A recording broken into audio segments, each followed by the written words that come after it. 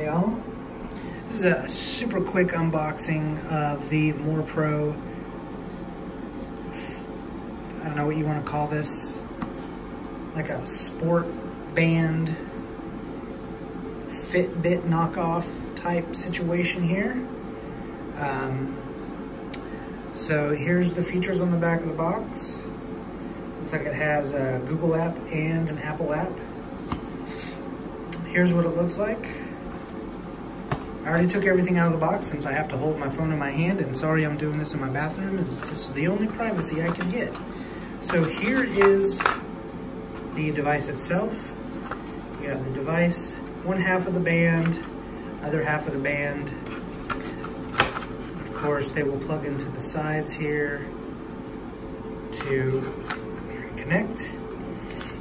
And we have a support card. That looks like a phone with a notch cut out. That's great. We have a frequently asked questions card. Oh, there it goes, a thank you card, and a user manual. I do want to say that from what I can tell, from what this sticker says, is that this does not come with a USB cable.